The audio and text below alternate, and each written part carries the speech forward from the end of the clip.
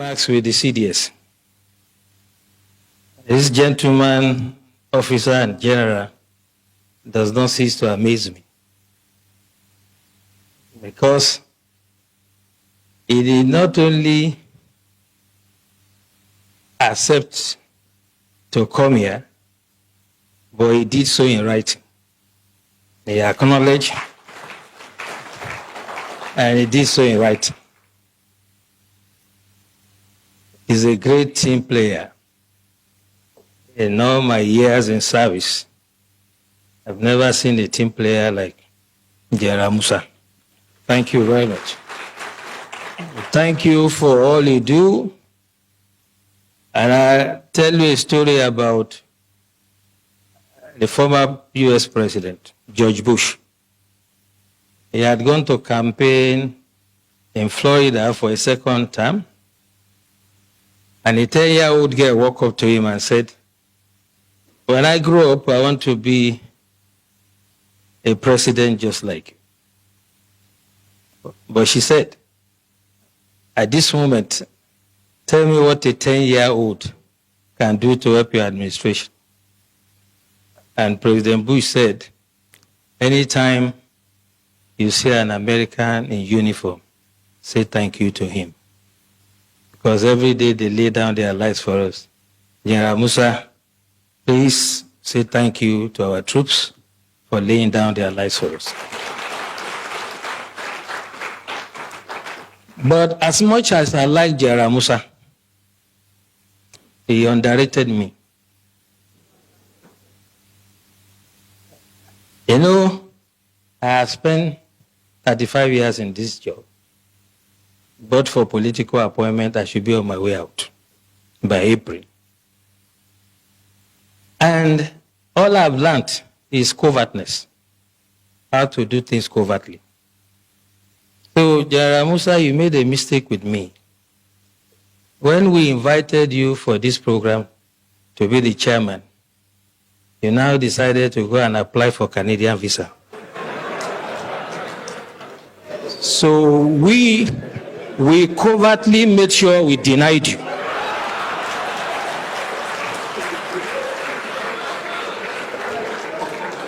So, my dear General, next time when you hear of DSS, and under a leadership like mine, who has swag in doing the job, don't underrate us. So when you leave here, you can see me, you get your Canadians. We wanted you to be here, so you couldn't have been in Vancouver. Speaking seriously about the practical approach to mobilizing to curb insecurity, I'll share experience with you when I was state director in Bauchi. Most of you will remember an incident in Azari. A group of terrorists, the Boko Haram, then had invaded Azari. They were shooting in an attempt to kidnap, and the community chased them. They killed some members of the community, but the community members killed all of them. The last guy, Khalid, climbed onto a tree and was firing. The community stood, they were resilient, and they killed Khalid. Since that day, there has not been one terrorist attack in Azari. As a matter of fact, the former head of state, General Ibrahim Badamasi Babangida, said, and I quote, "If we want to stop or curb this terrorism, we shall emulate the Azari example."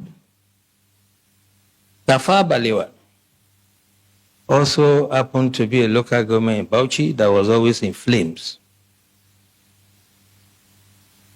And the people of Bogoro and some part of Tafawa Balewa, where the Sayawas are, rose up on one occasion. They knew their terrain better climb onto trees and mountains. When the invaders came, they did not only repel them, they seized their weapons. And since then, you can attest to it that you hardly hear about Tafawa Balewa again. What I'm trying to say, the practical approach to mobilizing people, is that you have to get everyone involved. You do not expect the Nigerian Army, police, DSS, to protect every Nigerian or every community. It is not going to work. In the US, if you visit someone in the house, you will be shocked that when the guy hears a police siren, he will just pull his drawer, bring out his gun and keep it. So one of my hosts did that, and I asked him, why are you putting gun here? He said, well, if they are chasing someone and he enters my house, I'll shoot him first.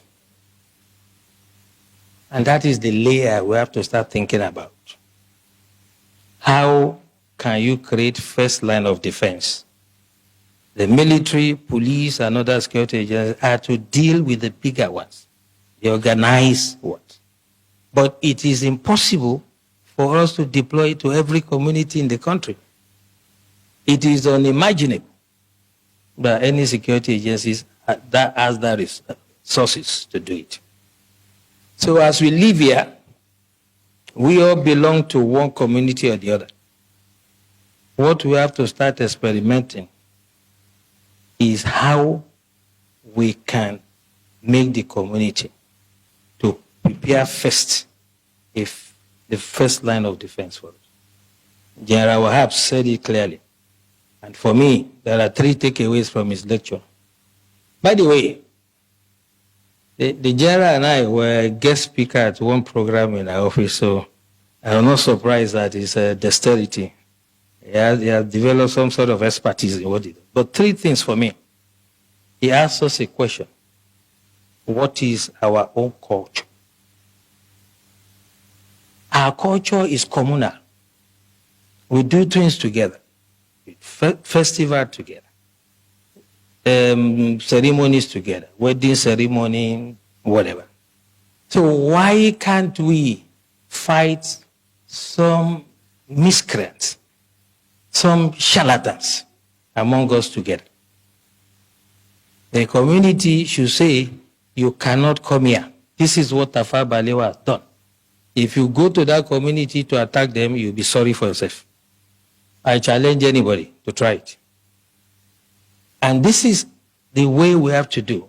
We have to allow some level of armament for the communities, and they can serve as the first line of defense.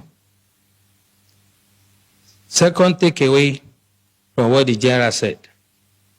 Whole society approach is not the first time we are hearing. But what I'm saying, the way to do it is when we live here, those of us who have some influence, the elites in society, discuss with your communities, come to us, get some sort of approval and guidance, and then we can stop these criminals. You can imagine you call sector, let's say sector 4 or whatever, sector of the army, to come to this community if there's an attack. Before they even arrive there, if they attack another community, what happens? This is what we should take away from here. And lastly, he said something very instructive.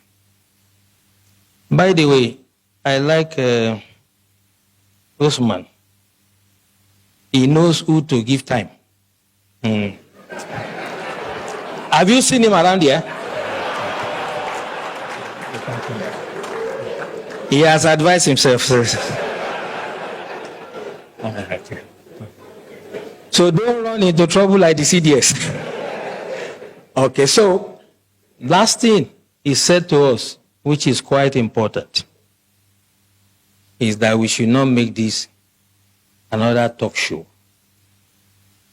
And that's why this is my intervention. That security starts from you.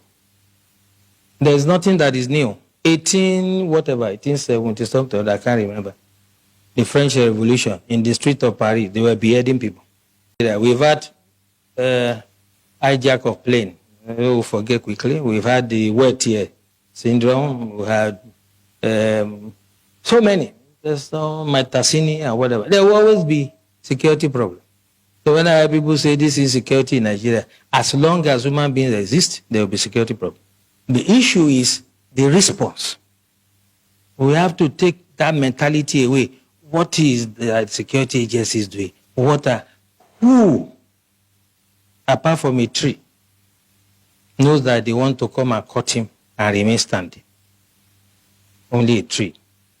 We have to get the communities to rise and defend themselves first. And the time to start it is now. When you move out from here, I do that every day. I come from a village in Ijebu land, Ogun State, and I talk to my people.